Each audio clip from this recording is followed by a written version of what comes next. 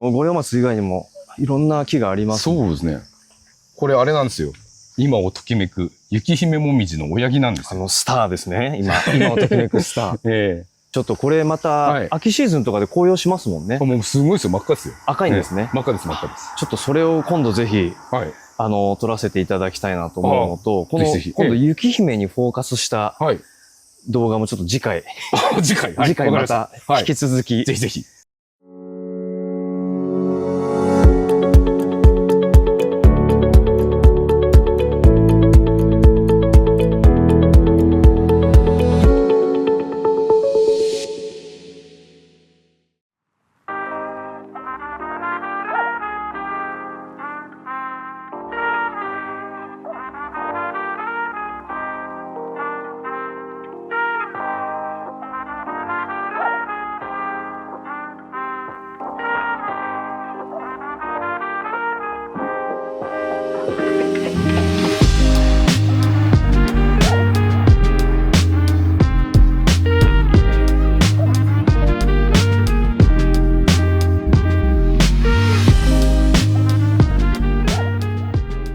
こんにちは。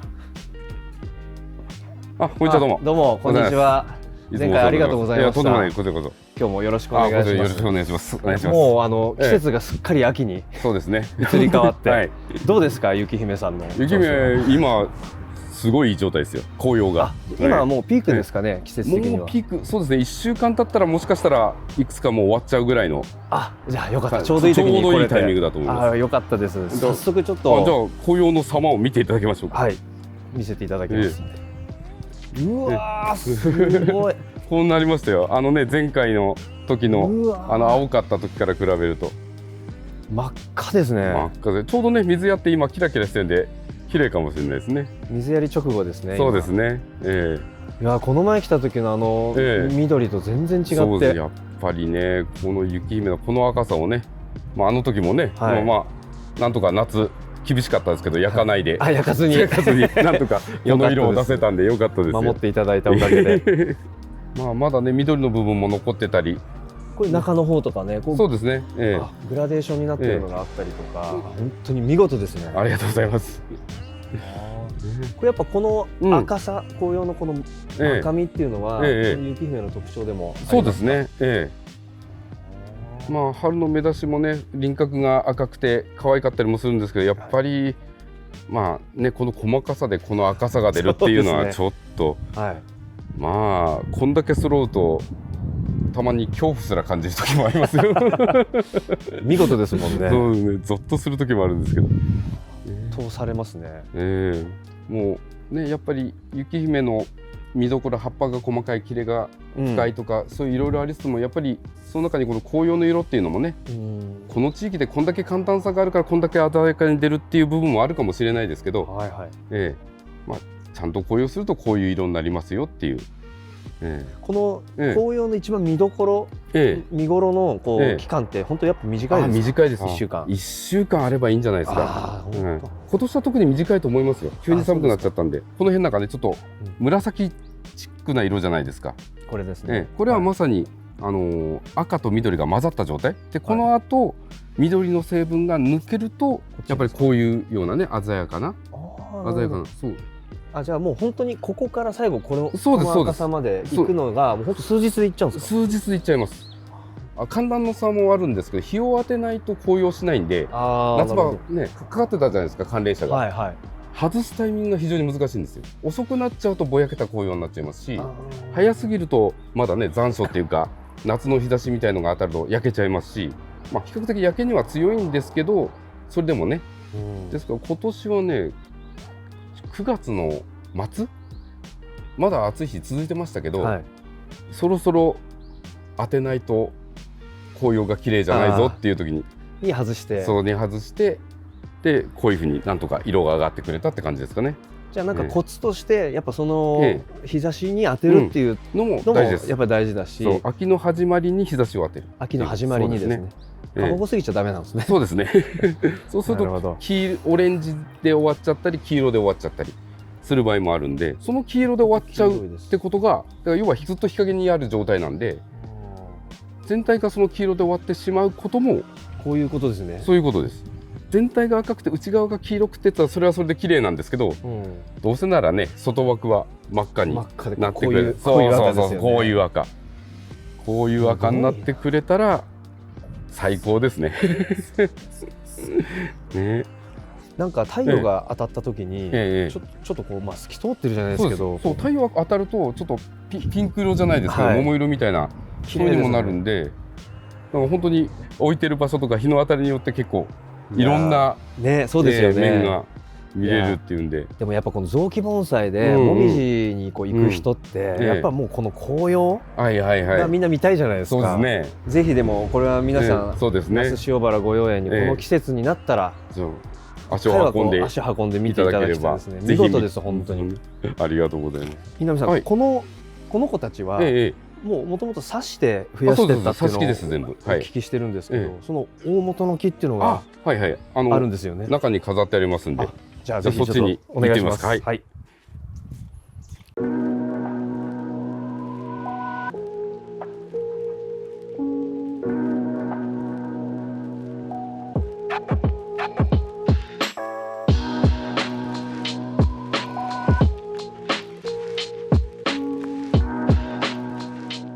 雪姫もみじの親木を早速見せていただけたらなと思って、案内していただいたんですけど、これが雪姫の親木になります。親木ですね。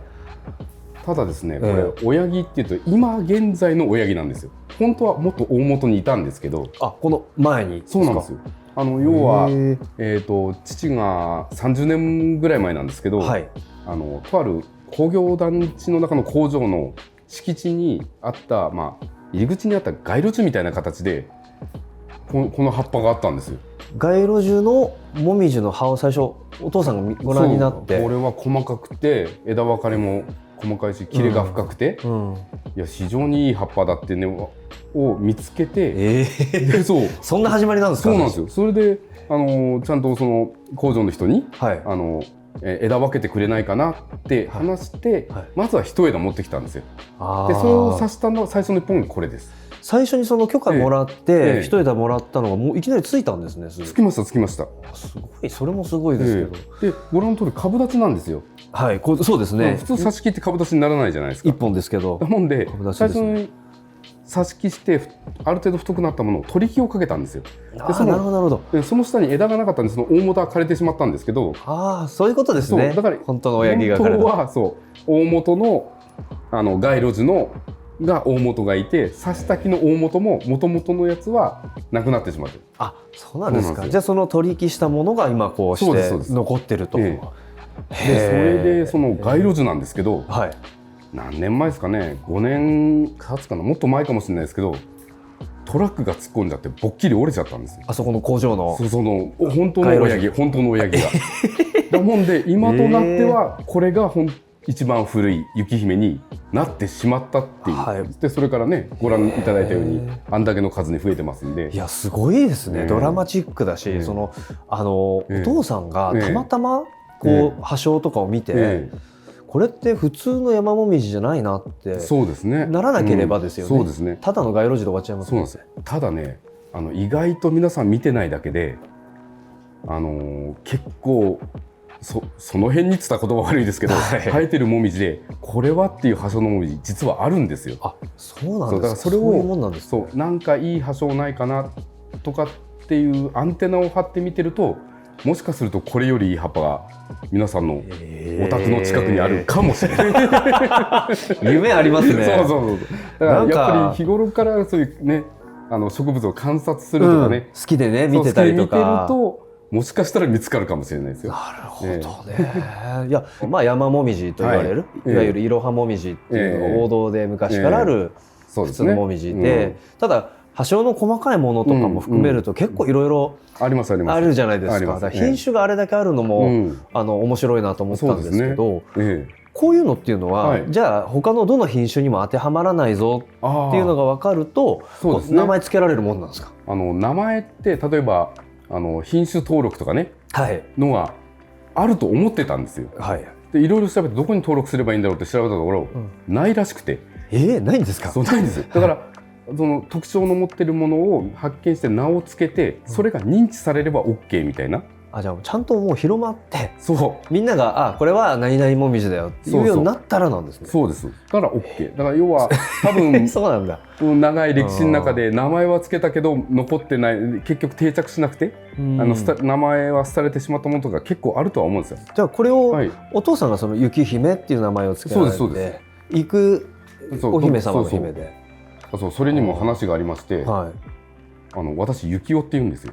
そうですよね。でまさに雪っていう字がいるんで、息子の名前一時つけやがったなっていう風に噂になったんですけど、お父さんがね。そうなんですよ。で実際につけるときにどうも姫のつくものでこれにぴったりなものがないなと。だってでも姫はつけたい、細かくて綺麗なんで、じゃあこれはもう漢文帳で姫行くが如くの感じで雪姫と名前をつけたんです。姫行くが如くね、綺麗な気品のある女性が行くの去り際とか歩いてるような姿、なるほどなるほど。姫行くが如しっていう言葉にぴったりな、そう言っていただければ、なんか本当にこう女性的なね、やっぱこう美しさとか妖艶さがあって、葉が細やかで、そうですね。この雪姫もみじの特徴を教えていただきたいなと思うんですけど、まずご覧の通り葉っぱが細かくて、この一枚一枚の切れが深いっていうのが深くね。そうです、深いですね。というと、あとはもちろん八つ房系ではあるんで芽吹きがいい。そして紅葉も真っ赤になると。本当見事ですもんね、紅葉が。であとこれが意外と暑さに強いことが分かりました。暑さに強い。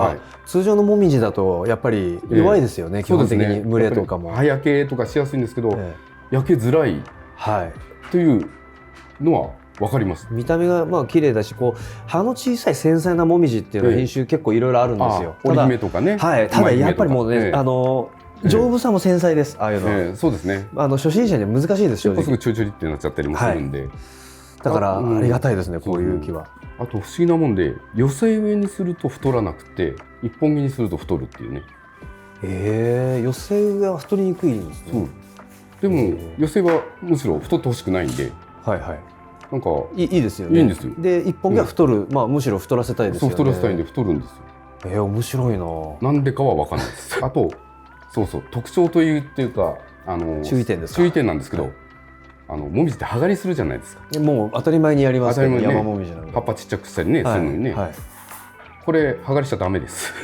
逆にダメなんですか。これ葉刈りすると、私もね、せっかくここに細かくていっぱい出てるのに葉刈りしたらすごいでっかい葉っぱともう本当に小指の爪の6分の1ぐらいなちっちゃい葉っぱ、でもバランバラに出ちゃって全然綺麗じゃないんですよ。乱れちゃうんだ。そうなんですよ。ですからこれは葉刈りをせず、最初に出た葉っぱだけで作っていくのが、じゃあもう春先の最初の1番目からずっと持ち込むんですね。それだけでも十分。あともう一つ言うと、やっちゃいけないことって言えば、こういうにやって紅葉が終わって葉っぱ取るじゃないですか。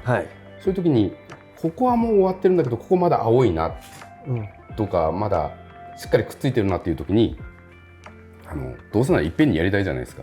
ここからここまでで。そうだから手で取れるとこ取って、まだくっついてるとこもハサミで切っちゃうとか、でいっぺんにやっちゃうと、ハサミで切ったところが翌年目の吹きが悪いんですよ。そうなんだ。だから赤なったところだけ取って剪定して。じゃあこの辺はもう大丈夫ですね。この木でいうとまだこの辺は取らない方がいい。取らない。翌年に響くんですね。響いちゃうみたいです。それもなんかちょっと他のもみじとちょっと違いますね。切ったって出ますもんね、普通のもみじ。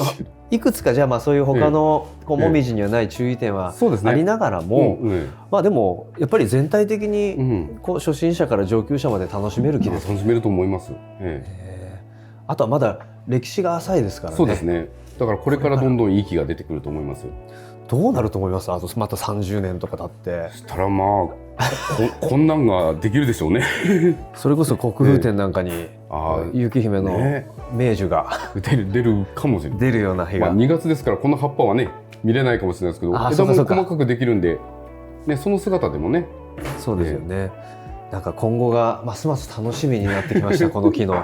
そうね、これは本当に雪姫の苗が欲しいっていう電話もかなり多いですし、結構問い合わせありますか。